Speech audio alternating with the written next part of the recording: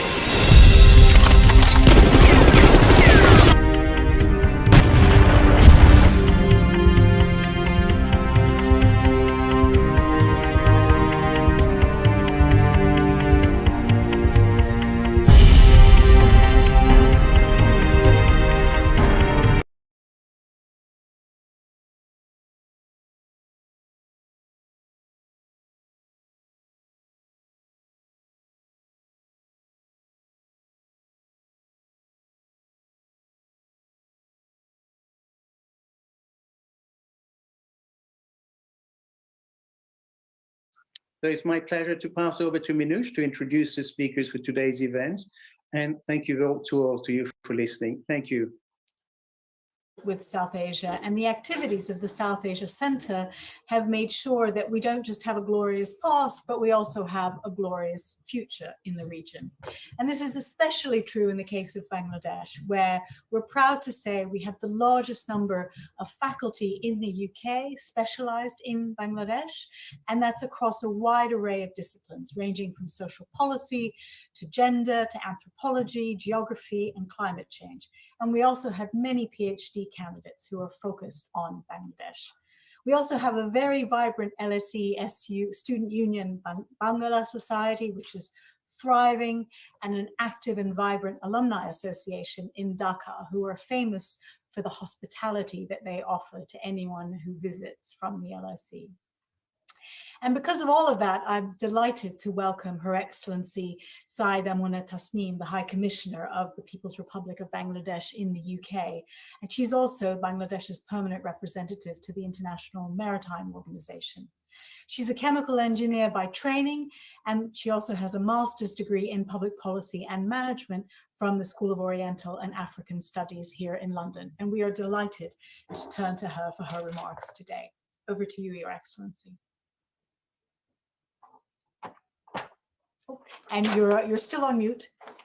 Thank you, Baroness Manoush and Professor Bhimani. I'm humbled by your introduction. In April 2004, a BBC listener survey in search of the greatest Bengali of all time ranked him as the greatest Bengali of all time out of 20 greatest Bengalis voted upon, including 2 Bengali Nobel laureates, Kavi Guru Rabindranath Tagore and father of welfare economics and social choice theory, the living Bengali legend present here today, the very distinguished Professor Amartya Sen. The reason our greatest Bengali topped the BBC list was that he was the only Bengali who would envision, struggle, and eventually succeed in creating an independent country for the Bengali people, Bangladesh, that literally means land of the Bengalis, and would not only shake the Radcliffe line, but also disrupt the geopolitical status quo of a post-colonial South Asia.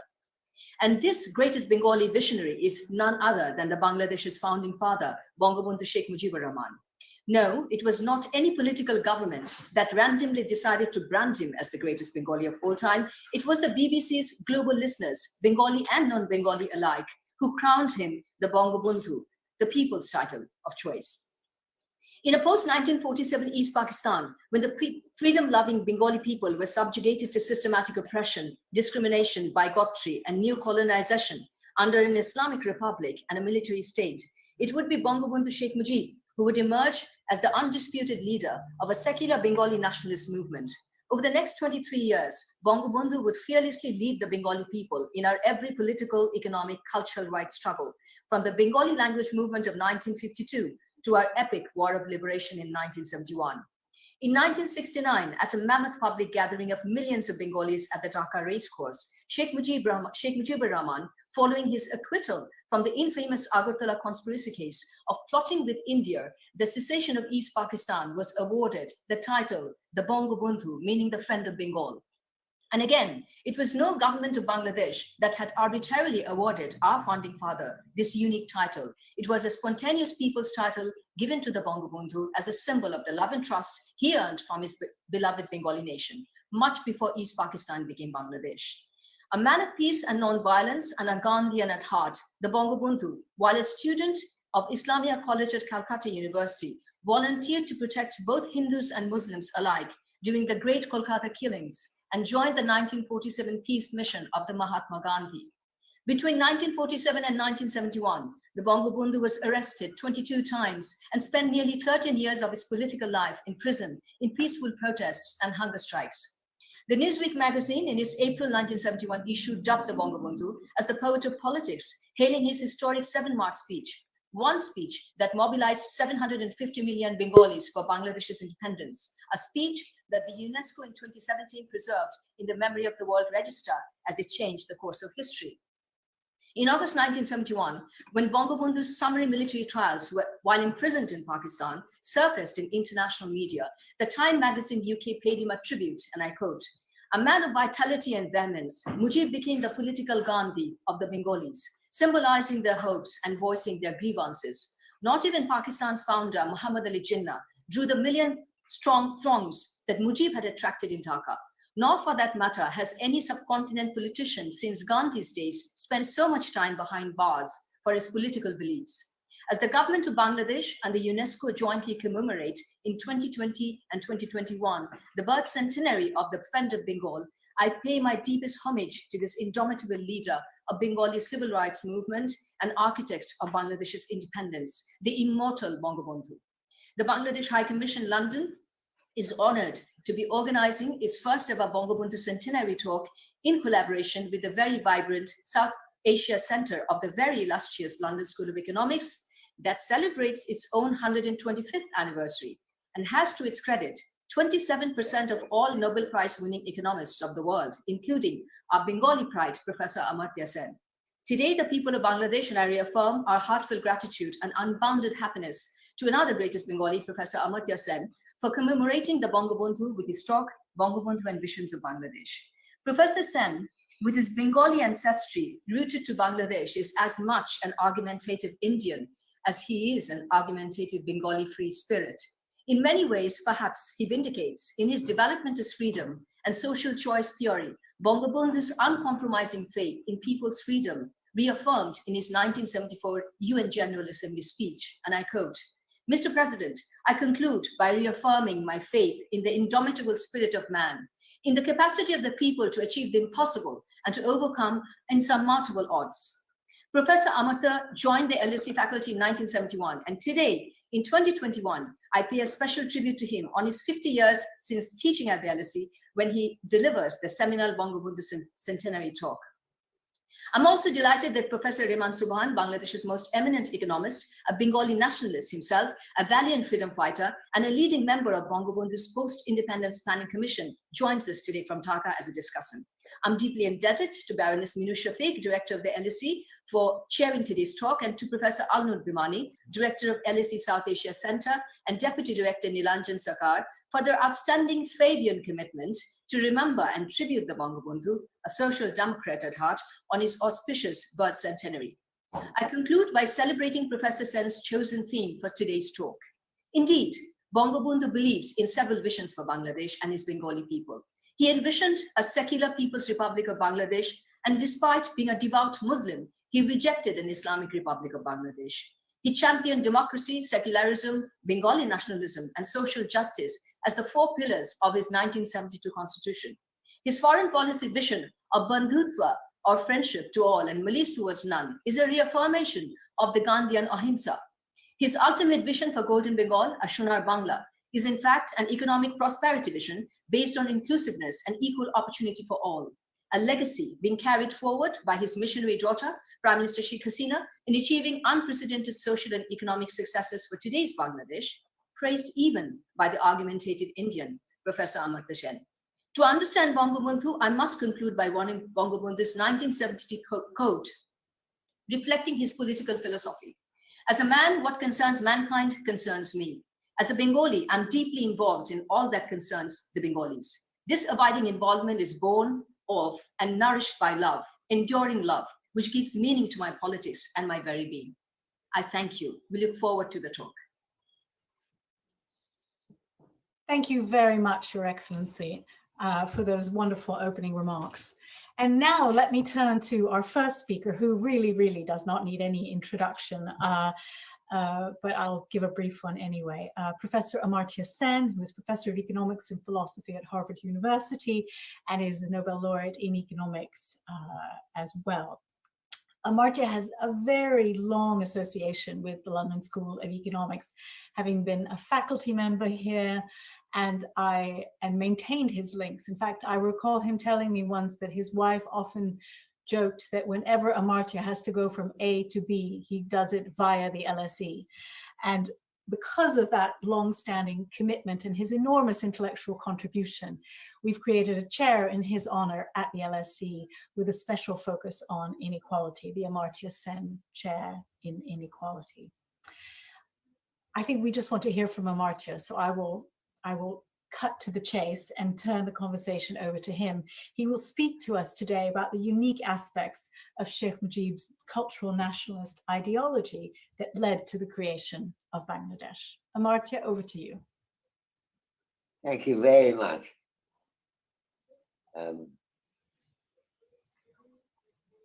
In plain Bengali, Bangabandhu means friend of Bengal. Sheikh Mujibur Rahman was, of course, incomparably more than that.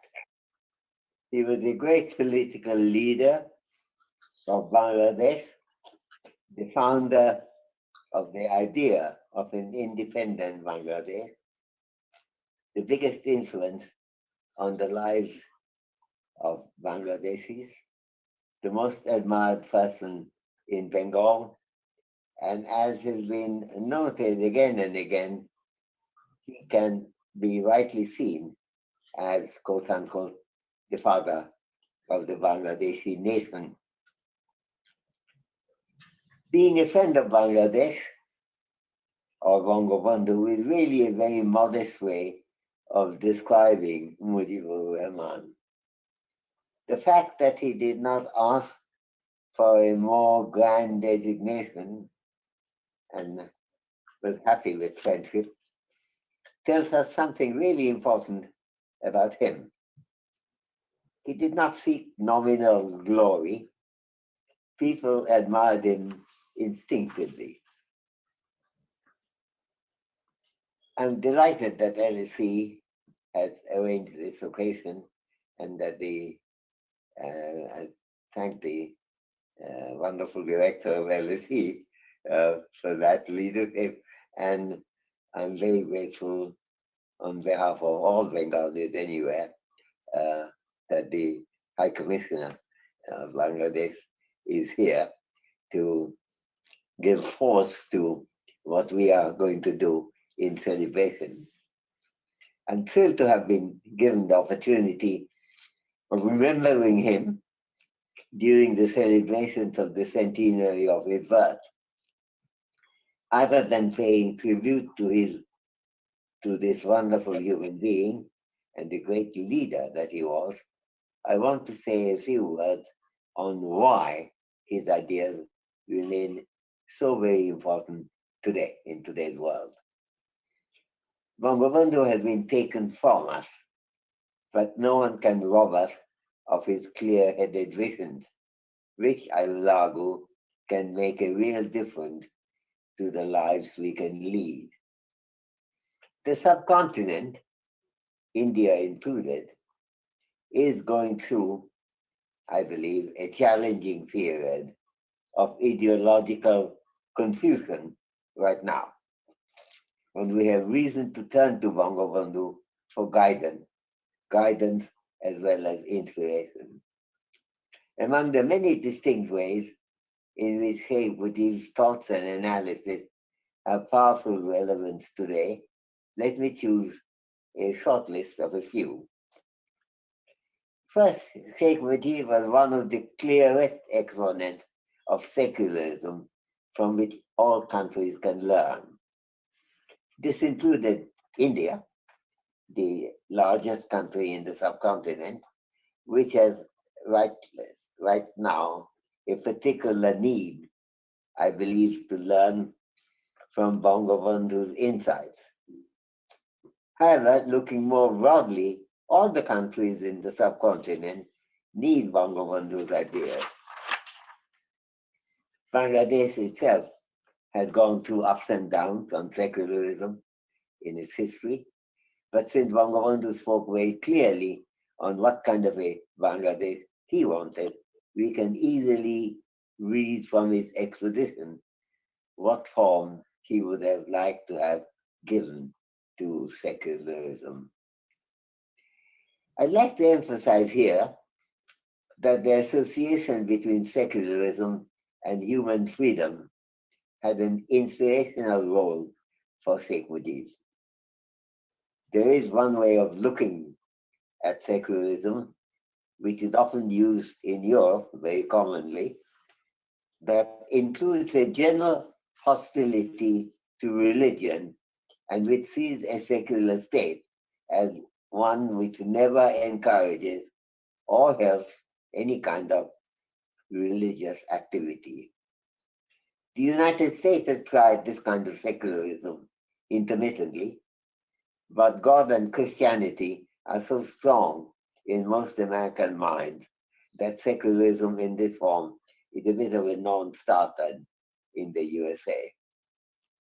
The French do it better, a better job of secularism in the sense of shunning religious practice of any kind. But even that is far from pure as far as religion avoiding secularism goes. In Bangabandhu's clear-headed exposition, secularism did not mean that people should not have religious freedom or value it, which is an important kind of freedom that people with religious convictions would surely tend to value. For these reasons, Modier did not see any great merit in this anti-religious way of thinking of secularism, nor did he find any particular point in avoiding religious practice and sacrificing religious freedom to, quote unquote, become secular. In November 1972, in Dhaka, when the constitution of a new secular democracy was being adopted in the Bangladeshi parliament, Modi spoke on what he was really seeking in his search for the important value of secularism. I quote from him, actually, from the draft constitution. We will not stop practice of religion. Muslims will practice their religion. Hindus will practice their religion. Buddhists will practice their religion. Christians will practice their religion. We will only object to the political use of religion, unquote. Religious freedom is held high in this view, and what is negated is the political use and indeed political exploitation of religion. It's a freedom-centered view, as we can notice immediately, and what the state is being asked to do is not interfere in people's practice of their respective religions. Indeed, we should go further and help people to enjoy the freedom of practice of the religion of their choice, if they do have a choice of a religion, and do what we can to stop the interference of others in someone else's religious practice. The state can be useful there in preventing interventions by others.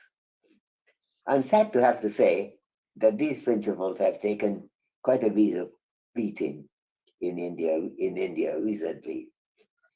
Several states within India have prohibited one kind of religious practice or another, including the consumption of particular types of food. For example, beef by members of one community, for example, Muslims, because of the disapproval of another religious community, for example, particularly ritualistic Hindus. Similarly, interreligious marriage has been put under restriction and sometimes even prohibition, despite there being no prohibition of such wedding under the religions chosen by the couple who desire to marry. Also, stories of forcible religious conversion of the bride are often aired, particularly in newspapers. But as court cases have tended to show again and again, these accusations are often very hard to sustain with evidence. The subject of secularism was clearly discussed also long before Aurangzeb and even before Bangabandhu by the Mughal Emperor Akbar towards the end of the 16th century. As he concluded, there should not be any ban on religious practice freely chosen by people. The state could help in preserving this freedom, but no religion should enjoy privileges not shared by any other religion. The two principles of secularism that I have just discussed, respectively, one in the form of an asymmetry, the avoidance of an asymmetry, which was emphasized by Akbar, and two, in the form of no political use of religion, on which Bangabandhu focused. They are not, of course, exactly the same, and we can discuss how they relate to each other.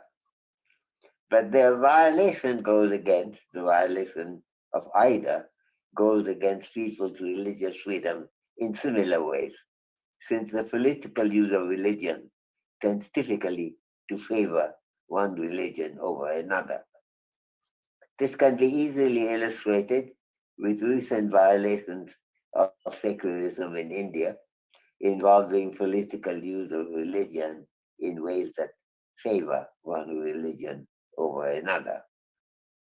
The understanding of secularism, as explained by Sheikh Mujib and by Akbar, is particularly important right now in many countries in the world.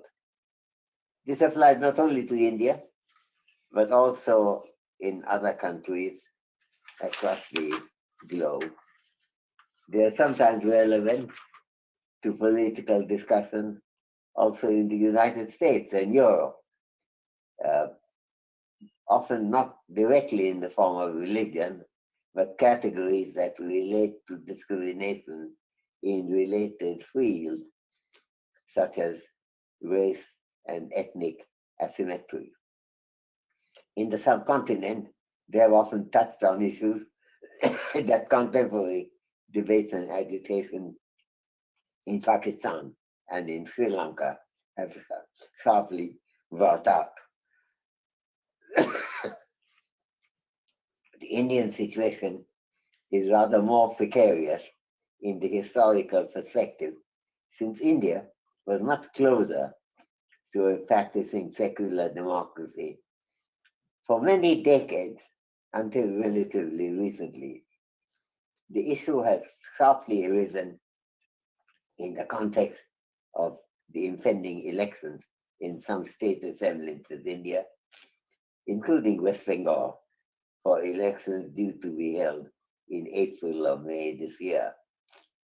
The central issue of secularism, particularly in the form in which Bangabandhu has explained the basic requirements, demand discussion right now, since the records of different political parties in conforming to and violating the principles of secularism are strongly involved in some of the major electoral battles, including West Bengal, by the way.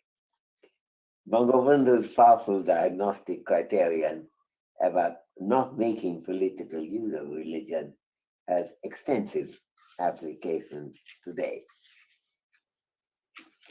Since it is important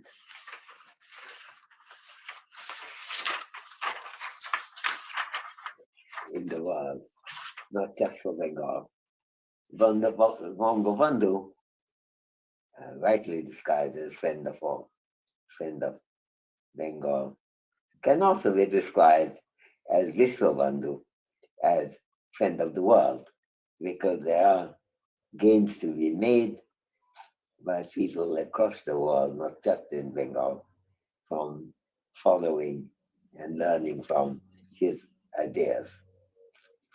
Not only did Sheikh Mujib see secularism in the light of freedom, his general interest in the importance of freedom was very strong and steady.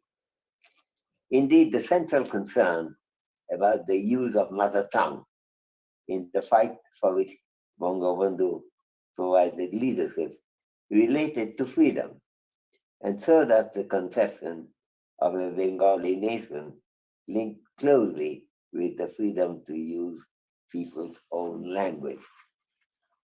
This too has been a central question in many subcontinental discussions, including the respective importance given to Sinhalese and to Tamil in Sri Lanka.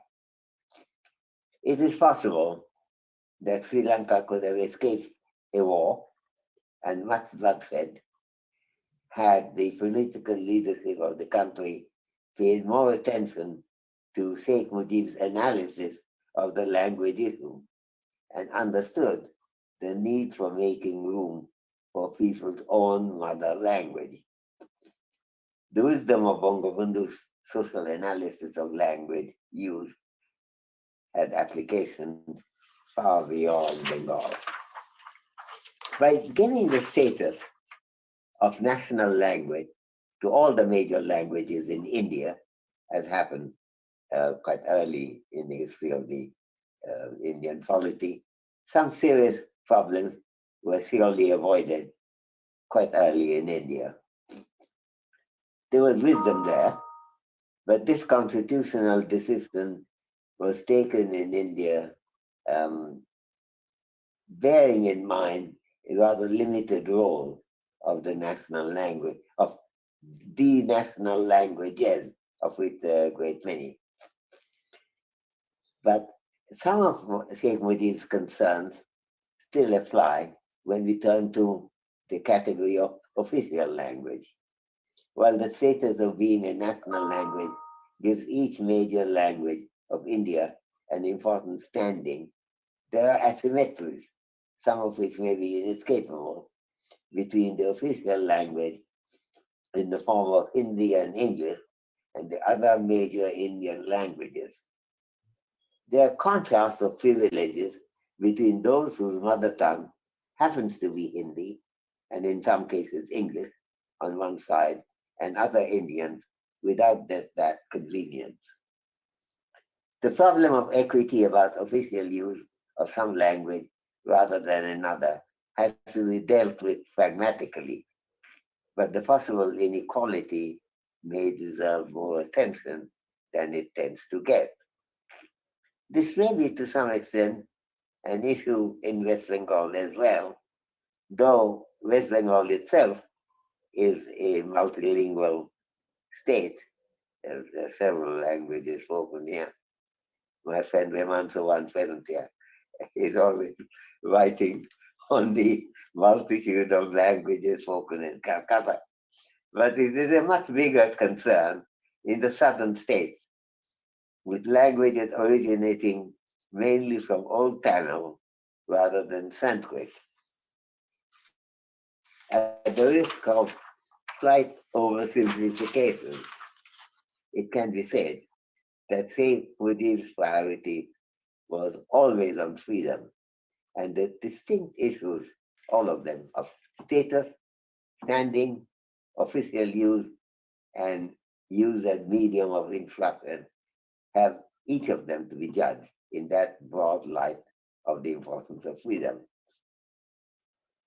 Before ending my presentation, I would like to say a few words on Bangabandhu's concern about advancing equity. In seeking independence from undivided Pakistan, the egalitarian concerns played a significant role in the thinking of the Army League led by Sheikh Mujib. In the campaign speeches for the crucially important 1970 general election, Bangabandhu did not hesitate to place the issue of equity between different religious communities in front of the heterogeneous and at that moment unpredictable voting public. On grounds of the need for equity between, say, Muslims and Hindus, he insisted on the principle that, I quote, the people of the minority community are entitled to enjoy equal rights and opportunities like any other citizen, unquote. Despite the massive majority of Muslims in East Pakistan, the egalitarian sentiment seeking justice for the minority community did not interfere with Army League's spectacular success because of Bangabandhu's persuasive advocacy. In fact, the Army League got 167 out of 169 seats allocated to East Pakistan in the National Assembly in this election of 1970. The effectiveness of cogent reasoning for a just cause is well illustrated by many episodes in Sheikh Mujib's life and politics. And there is a big lesson there too. Never hesitate to present and defend a policy by reasoning rather than not go that way. I end finally with a point of history. Bangabandhu has frequently pointed to the relation of its moral principles with traditional values in Bengal. Do Bangabandhu's egalitarian concerns have any noticeable historical link? The answer may well be yes, they do. We can see that, for example, in the poetry, stretching back a long time, of socially conscious poets or bards. This is particularly true of the writing of poets like Qazi Nazrul Islam, but even the earliest Bengali poetry gives indications in that direction. The earliest Bengali poets, writing in an ancient form of Bengali, often reveal their concern for equity. Let me give an example. When Bengali was evolving, one of the earliest set of writing was called Chorjapatan. The Buddhist poet, Siddhacharya Busuku, reflected in a Chorjapatan in early 10th century Bengali about his river journey that took him from the west of Bengal through the east of Bengal. On the way east, various things happened to Siddhacharya, including being robbed of his property by pirates, and he's getting married to a woman of the lowest strata in the society, a woman of the Chandal caste. So Siddhacharya offered the following poem. This is 1,000 years old. I steered, this is an English translation, of course. I have steered the thunderbolts along the course of Padda, the river. The pirates have robbed me of my misery. What he's saying is that pirates have taken away my property, and he's saying that was my misery because I don't need property, but it made me just worried. He actually goes on to later verses into why he says these things. Busuki, today, you have become, I'm continuing in the poetry. Busuki, today, you have become a true Bengali, one of the first users of the word Bengali, of Bengali, having taken a Chandal woman as your wife, unquote. So we have to understand what they say. Being a Bengali did not mean in those days any resident of anywhere in Bengal, but historically it meant particularly residents of what we call Dhaka and Faridpur now. However, that was still a big part of Bengal, and we can see how, quote unquote, true Bengalis were viewed a millennium ago. Also, as it happened, Bangabandhu was born in Tungipara in Dhaka. Since I'm from Dhaka as well, Maniganj and the city of Dhaka, Hawaii, I have to cultivate my courage before ending this talk to greet an exceptional neighbor whose great ideas and leadership have, and here I say with pride, changed the world. Thank you. Thank you so much, Amartya, for reminding us of all that wonderful history as well as its very contemporary resonance. Thank you so much. Let me turn to our second speaker, who's Professor Rahman Sobhan, who was closely involved in the Bengali nationalist movement in the 1960s when it was East Pakistan, was a freedom fighter in the liberation war of Bangladesh in 1971, is an economist by training, and I believe was a classmate of Amartya at Cambridge, and was a member of the first planning commission of Bangladesh and a very close associate of Sheikh Mujibur Rahman. In 2008, the government of Bangladesh honored him with the Independence Day Award. And Professor Subhan is currently chairman of the Center for Policy Dialogue in Dhaka. We look very much forward to hearing your remarks. Thank you, Director Shafiq. It is a great honor for me to be invited to comment and discuss Omarto's presentation and to make a few remarks of my own, honoring the memory of Bangabandhu is, of course, now a major appreciation that a long phase where he was erased from the historical memory of Bangladesh has fortunately not done any enduring damage. And in fact, in the contemporary world, under the regime of his successor, his immediate successor, Sheikh Hasina, his daughter, we have had opportunities to, in fact, remind people of his seminal role in the creation of Bangladesh. This is being appropriately commemorated in this centenary year. Unfortunately, most of this is having to be done virtually. This year was meant to be a year of great public celebration, and we've had the misfortune of not really being able to partake of this.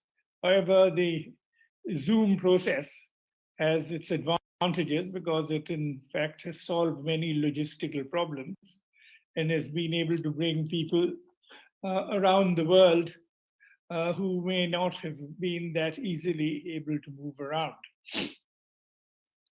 Omarto has, of course, concentrated appropriately on emphasizing the secular and cultural dimensions of Bangabandhu's involvement in the creation of Bangladesh, which were very central both to the logic of the Bangladesh state and also very central to Bangabandhu's own values. What in practice as a working politician was, I think, especially important to him was, of course, the instrumentalization of religion, which was a problem which he faced virtually throughout his political career when he began the process of a democratic struggle and the assertion of the rights of the Bengalis, because the way in which the ruling classes of Pakistan essentially chose to address the demand for democratic and a instrument of alien culture with which they associated Bengali, and in fact that religious influences were in fact being abused, and this was a demonstration again of the apostasy of the Bengali people. So he fought this all his life to argue that you are in fact abusing religion and in fact using this as a political instrument for the denial of both democracy and justice to the people of Bangladesh, and actually in the wider sense to the people of Pakistan. And so this was, I think, a very central element in his belief system and was a major issue when in fact he presided over an independent Bangladesh and set about framing the constitution. Professor Raunak Jahan, who has written extensively on the secular beliefs and contribution of Bangabandhu, in fact cites instance in which when the constitution was, he actually summoned both Dr. Kamal Hussain, who was the framer of the constitution as the law minister, and Professor Anisur Zaman, who in fact did the Bangla translation of the constitution, and very specifically emphasized the importance of the way in which he chose to define his version of secularism, which was actually to emphasize that it should not be abused for political purposes. Sadly, this was used as one of the instruments to, in fact, actually create a climate of opinion where he could be murdered, where his religious beliefs could be challenged and could be wrongfully interpreted as a person who was rejecting the religion of the majority population. And this was, in fact, the political agenda of successor regimes with their power originating in the cantonment to, in fact, actually exercise undemocratic power over a period of close to 24 years. His successor today, Sheikh Hasina, has rightly emphasized that, in fact, religion is not meant to be abused as a political instrument, and that essentially you must let people go about their religious practices, but to do so with a sense of freedom and equality. And I think this is what Omartho has correctly emphasized. Where I will take on from Omartho's presentation is, of course, the wider concept of equity and democratization, because he has emphasized the democratization of faith. What I would emphasize is Bangabandhu's belief in the democratization of opportunity. Whilst secularism was one of the principles inscribed in the Constitution, we should not overlook the fact that the other important principle, which he again insisted be inscribed, was socialism, a somewhat unfashionable word nowadays, but an idea which Bangabandhu believed in very strongly. And for those who essentially argued that this was more of a sort of rhetorical statement on his part, I would really point again to his extensive writings. Here again, we owe a debt to Professor Raunaq Jahan, who has extensively researched his philosophy and his social philosophy, with repeated emphasis on the fact that he wanted to create a state in which exploitation would be, in fact, done away with. He emphasized that. He wanted an egalitarian society. He wanted a society in which there would be no privileged ruling elite, which was, in fact, the construct in which the Pakistan state really established itself, where it not only denied regional equity, which impacted on the Bengalis, but in fact, it was a highly socially inegalitarian society with high levels of inequity. And one of his driving beliefs when he was, in fact, instructing us in the Planning Commission, when we were setting about preparing the policy agendas for an independent Bangladesh, was the fact that we should not reproduce the constructs of the Pakistan state of an inegalitarian society with a privileged elite whose privileges were in fact actually built and perpetuated by state power and policy.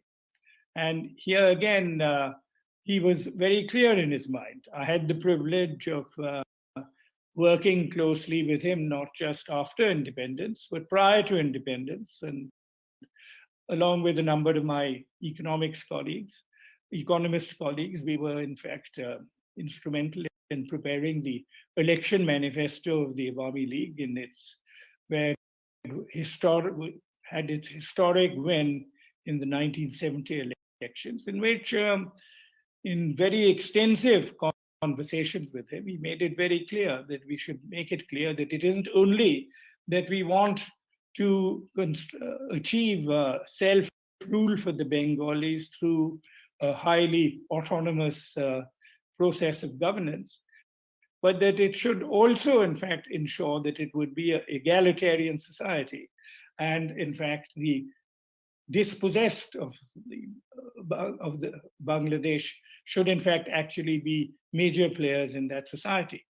And what again was very, very clear, if you have read his have perhaps acquired our beliefs in a more egalitarian society. We both come from a slightly more privileged background. The significant point about Bangabandhu was that his concept of socialism originated in his revealed experience, because he was a person who built his party from the grassroots up. And he was, in fact, traveling around the country on foot, on country boats, on third-class railway compartments, dealing with peasants, dealing with workers. And it was their lived experience which, in fact, impacted on him, and in fact was a perpetual preoccupation with his concerns. One of the first political agitations he led in an independent Bangladesh as a student of Dhaka University was to, in fact, address the problem of getting higher wages for the class 4 employees of the university. This was quite a remarkable thing for a student to be preoccupied with. And this was, I think, a very important element in the way in which we constructed the political agenda and the economic policies for a post-liberation Bangladesh. Big problem was that these beliefs and this commitment, which was again further reinforced by the nature of the liberation struggle, where both the fighting as well as the main burden of sacrifice and the shedding of blood was really done by the working people, you may say what we call the Sarbohara, or the proletarian classes of Bangladesh, who really bore the price. And what he repeatedly emphasized to us as policy advisors is that under no circumstances must we create an economic policy and a society in which the state would end up again patronizing an aspirant Bengali middle class, which would soon become its ruling class. We should really create a society in which the majority of the population becomes stakeholders, both players in the creation of wealth and in the benefit of that wealth. This was a very central element in his agenda.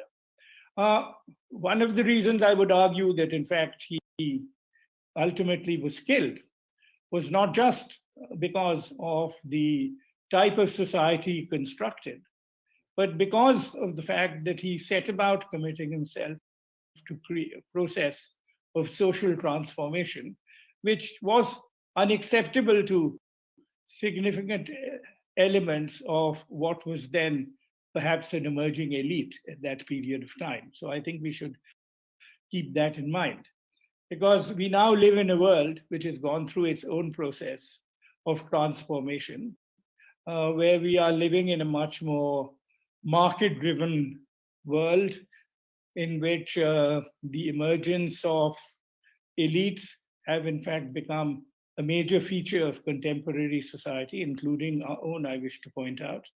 And these remain very far removed from the dreams and visions of Bangabandhu. If we were to really honor him today in his centenary year, and to in fact honor the 50th, the people of Bangladesh in their 50th anniversary, one of the most effective ways we would do so is to in fact resurrect the memory of his commitment to egalitarian society where opportunities were democratized, and that we should in fact be able to put in place policy agendas which would in fact create such a society. This of course applies not just to Bangladesh, but it applies to our neighbors and to those around the world. We are familiar with the statistics which are now being put out about the impact of the COVID universe, where huge inequalities have been further accentuated. And obviously, in any meaningful tribute to Bangabandhu Sheikh Mujibur Rahman, this should then be very central to our policy concerns, both here and around us. I thank you for this opportunity, and I express my appreciation for Amartya Sen, who of course is a Bangladeshi by ancestral origin.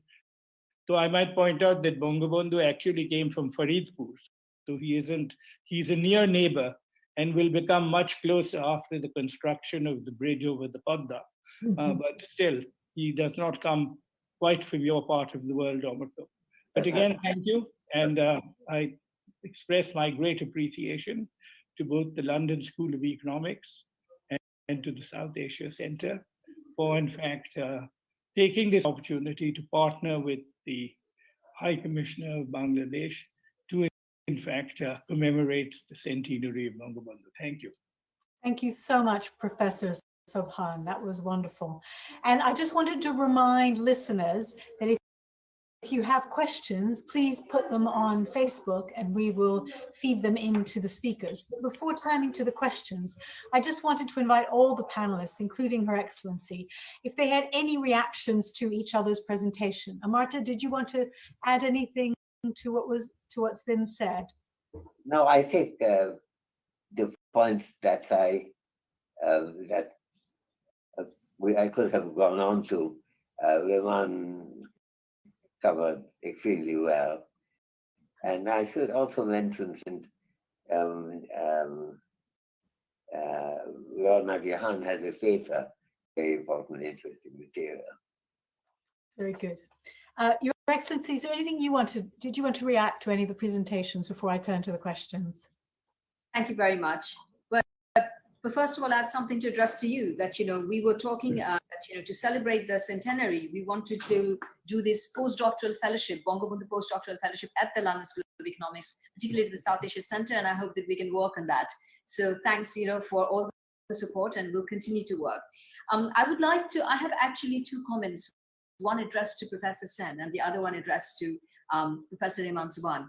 The first one is that Professor Sen mentioned about the asymmetric definition of secularism as Bangabandhu promoted. As you know, I mentioned in my talk that despite being a devout Muslim, he rejected the idea of an Islamic Republic of Bangladesh. And it's extremely important. I want to ask him that in today's Bangladesh, in today's 21st century, when Bangladesh is achieving its 50th anniversary, how important it is that Bangladesh should continue with these values. And not, separation of state and religion for the continued prosperity that Bangabandhu's daughter, Prime Minister Sheikh Hasina, is currently trying to achieve for egalitarian society or, equality and inclusion. How important it is to have this, secular and Bengali nationalism combination instead, to hold on or to sustain the prosperity for Bangladesh. And for Professor Rehman Subhan, who mentioned about 1975, I would like to ask that, I know there's a simplistic way of putting it of why did Bangabandhu had to die? He was killed so brutally. Was it because it was a clash between his values of secularism and people who didn't believe in it? And does that threat continue in Bangladesh even today? What kind of Bangladesh would 65% young population of Bangladesh like to see? In his opinion, given that Bangabandhu had to pay with his life because he never compromised on his values of separating the state from religion. Thank you.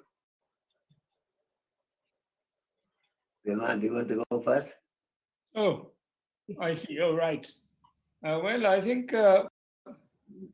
what I would like to emphasize is that the circumstances in which he was killed are, of course, more complex, and the nature of the conspiracy is not limited to our borders. But certainly there were elements who were driven both by repudiation of his conception of secularism, and who in fact were uncomfortable with his commitment towards a more egalitarian society. These elements, of course, will always remain alive and well. And of course, whilst we may have a government in a state which in fact remains committed to the secular ideal, society is not necessarily become more secular over the years.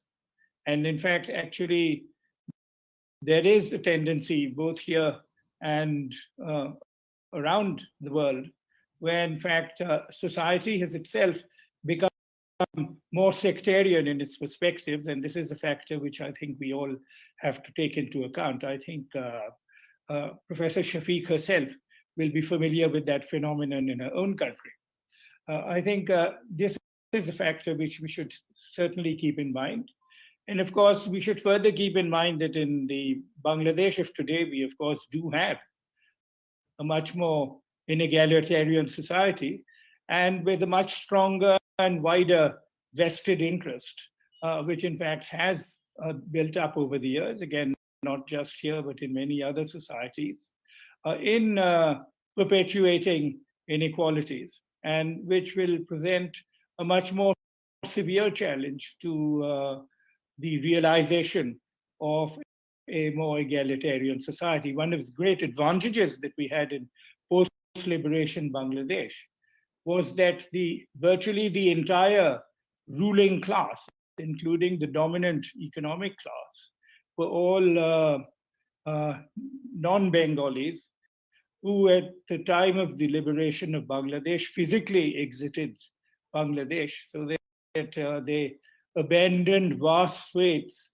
of economic assets, which were then taken over by the state. And so that in fact, the challenge of constructing policy in the face of resistance from an elite economic class was not a problem which we immediately faced in Bangladesh. But this is certainly not the case today. And this is an issue which would need to be considered to anyone aspiring to build a more egalitarian society.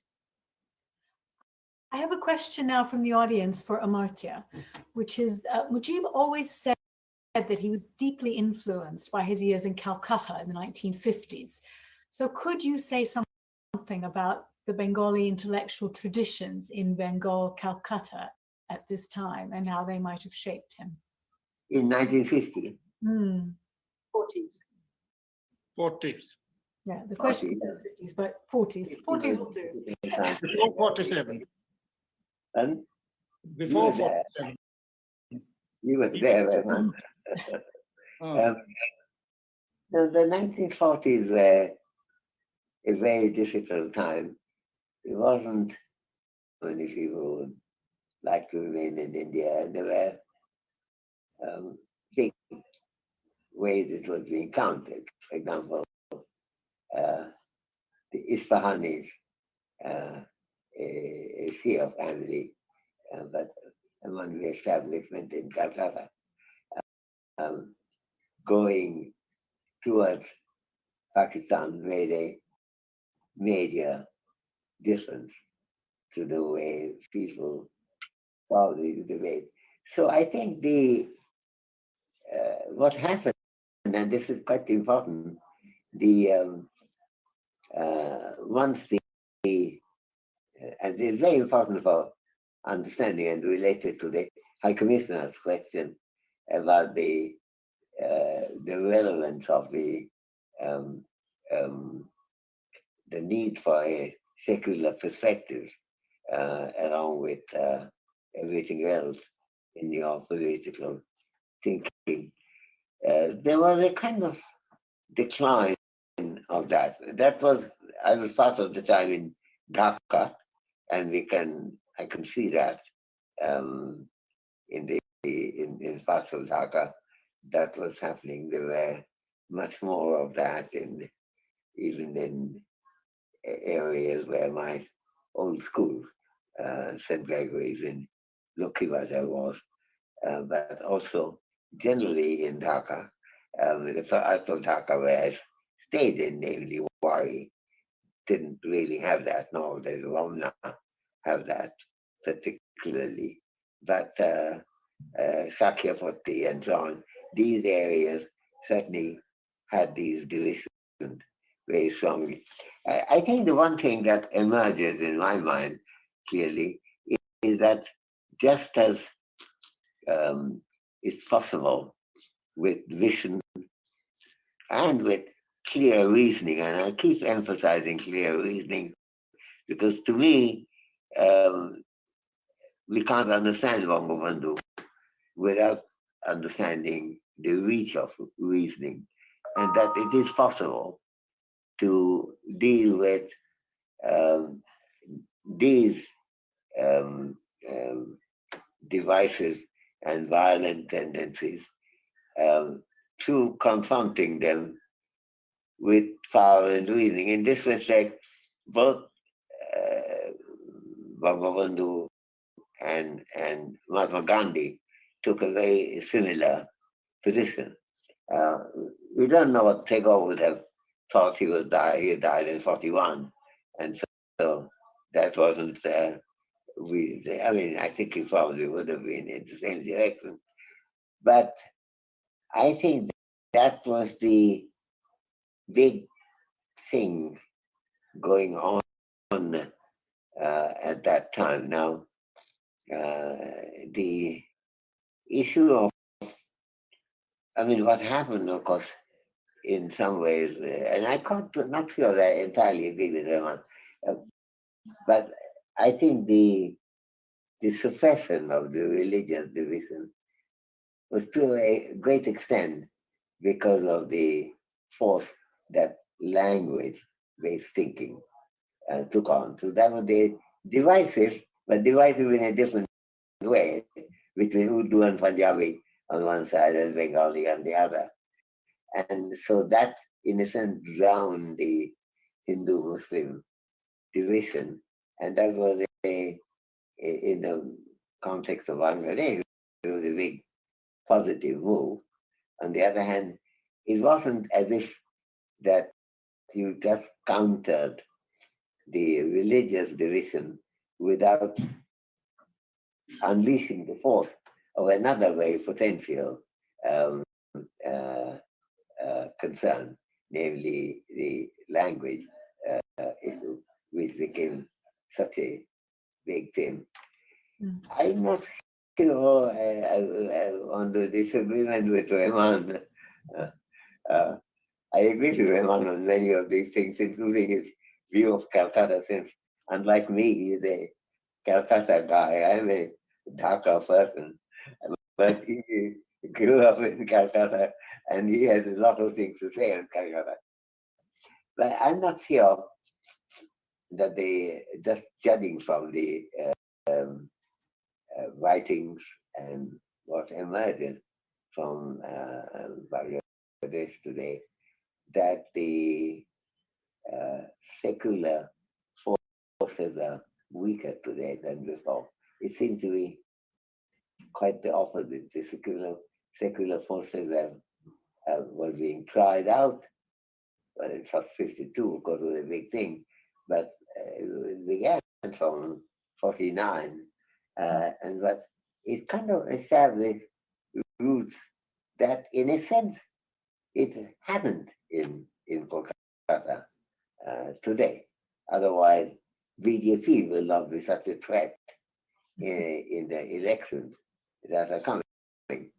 And it's amazing for someone who grew up in Kolkata and Santiniketan to think that BJP is a serious political party that the voters might take into account as a possible leading party. Now, there's a history to it. The decline of left, the CPM, is certainly part of it, and the way the left took the fall in the hands of Trinamool and thought that somehow BJP may come in to help in getting justice against Trinamool, which is very unsound thinking. But that thinking, Michael Madhusudan Datta, or even those who are, Vidyadhara, or even those who are thought to be not quite totally secular, like Bankim Chandra Chattopadhyay, would have found it very difficult to understand the role of BJP that's emerged in Kolkata. I find it difficult to believe. And when people say that it's possible they may win the election, that seems to be almost unthinkable. So I think there's something that's happened which has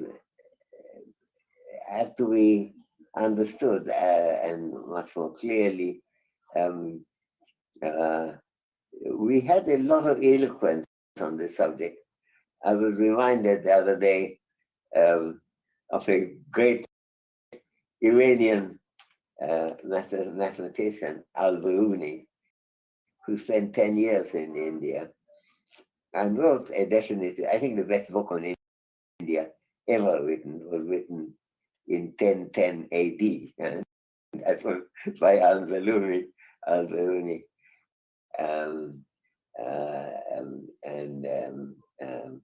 But he also wrote about the maths in India.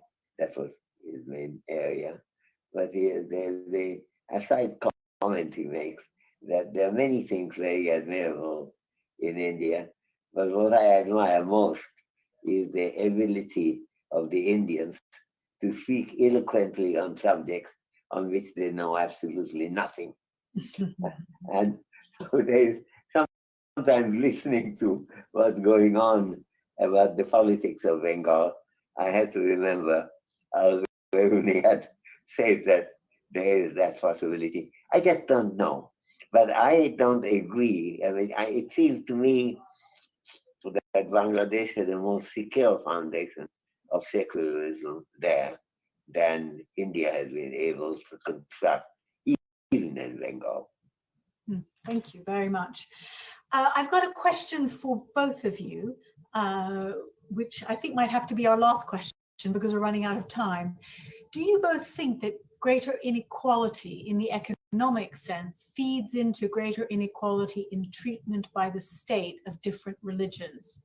Do you, on the back of this, think the prevalence of a more purely capitalist ideology increases the likelihood that secularism will be diluted? Maybe I'll start with you, Professor Sobhan, and then turn back to Amartya. Well, I think one of the dangers which is emerging, and this may also be evocative of your own circumstances in Egypt, is that with the decline of the left, it's a political force, not necessarily as an ideological system, around many parts of the world, where societies are becoming much more unequal. It is really some of the fundamentalist parties, which are in fact really becoming the voice of the proletariat. And so they are the ones who are really articulating the inequality of the elite and are in fact identifying them as sort of acultural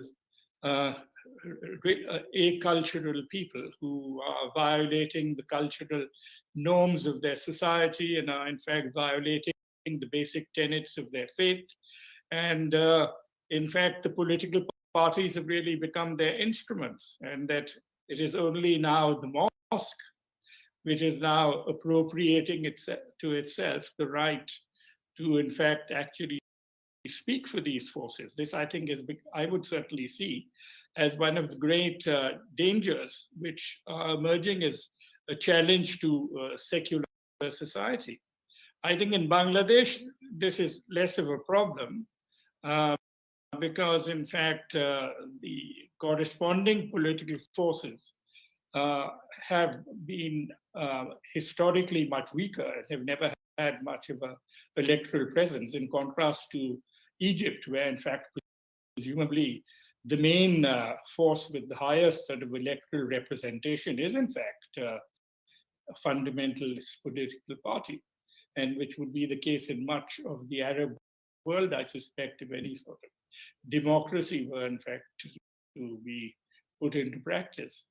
But in our case, I think it is a factor, and we should take that into account. And the main challenge is that if you want to build a sustainable secular society, then you also have to build a society which in fact is far more responsive to the concerns, you may say, of the majority of your population, who in fact are not integrated into a more sort of westernized access to resources, to markets, and to many of the other elements which are in fact create a sort of permanent base for strengthening their participative role in society. Thank you so much, Professor Rahman. Amartya, what are your thoughts on this? Well, I think there is a connection between the economic inequality issue and the religious dividedness issue, mainly because in the context of engaging people's mind, there are certain concerns that come to occupy a central position. And if one of those central positions is taken by, say, the economic inequality issue, Marxism, for example, then that is a strong antidote to that being also occupied by, say, Hindu rhetoric, and which is what's happened. I mean, if you look at what's happened in Calcutta, basically the decline of the left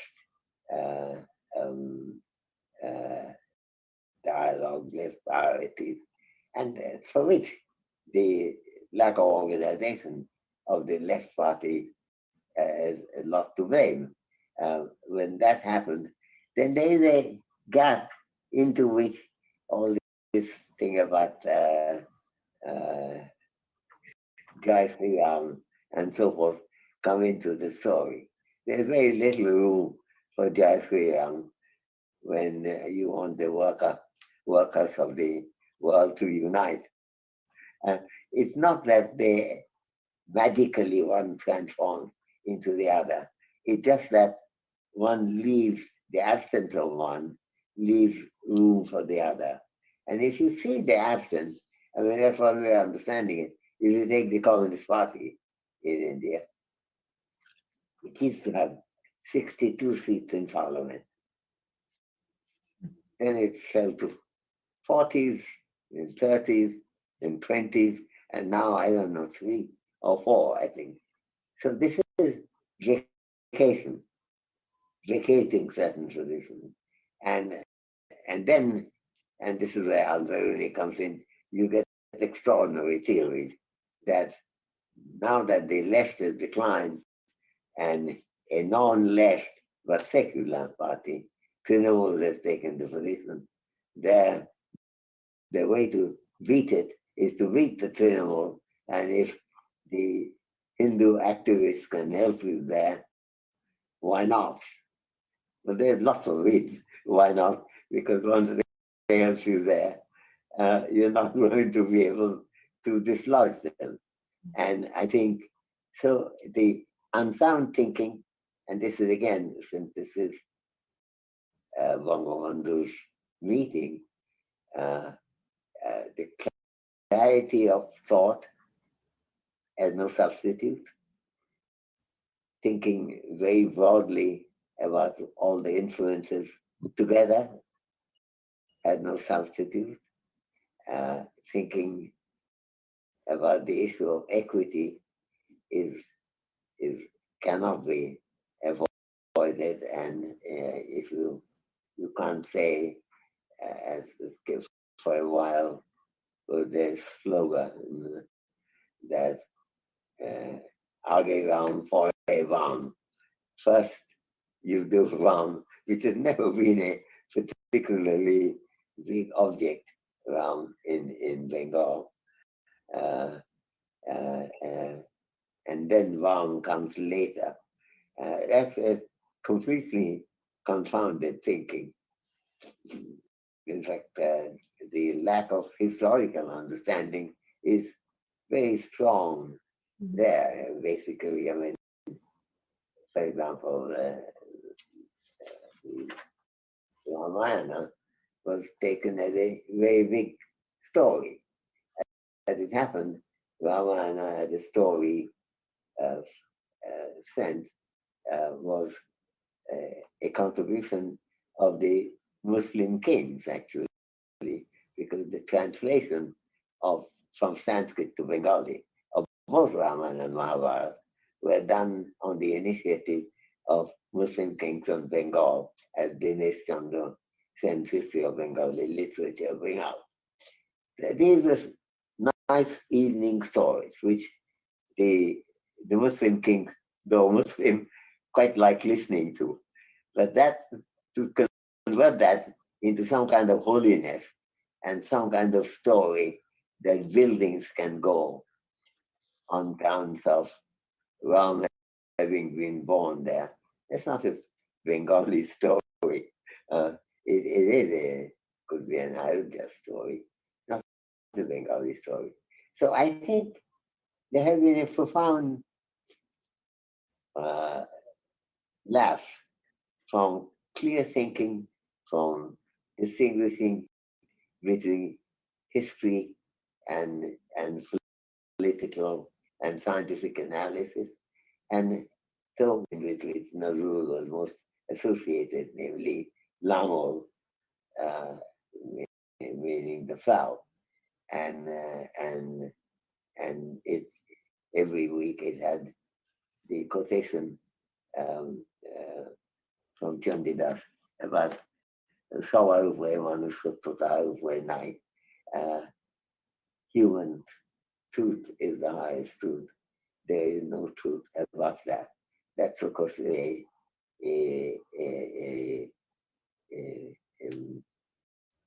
heretical thought, but that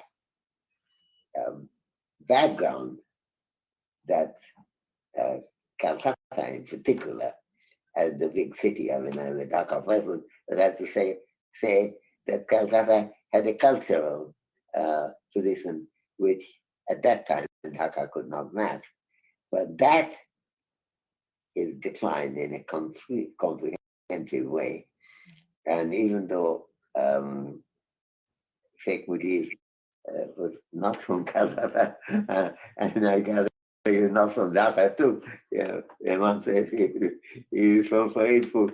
But I think that, I mean, he was a student in Calcutta, of course, he was in Islamia and so on. But he can represent that aspect of Calcutta, which I found when I arrived there in 1951. And the riots have just stopped, and people were settling down to life and asking the question again and again, what went wrong? We want to know what went wrong, and no one could discuss it as clearly as Bangabandhu did. Thank you so much. And I wanted to just thank all of the panelists for doing such a wonderful job of bringing the spirit of Bangabandhu into this session, reminding us of his wisdom and the important intellectual legacy that we can still learn a great deal from. And I'll turn it back to Elnur Bhimani to close the event. Thank you very much. Let me thank Rehman Subhan, Amartya Sen, High Commissioner Tasneem, and of course Baroness Minouche for an excellent moderation of the talk. Absolutely riveting. And thanks, of course, to all of you listening in on Facebook. We do hope you'll join us on the 8th of February for our next event. In the meantime, take care and see you all soon. Bye-bye. Very good. Bye. Bye, everyone. Thank you again. Thank you so much. Thank you so much, Professor Amartya Sen and Professor Rehman Subhan from the High Commission. Thank you very much. Thank you for hosting this. Thank you. Wonderful. And thanks, Manoj. I'll see you soon. See you soon, Amartya. Yeah? I look Great forward book, to by the way. it.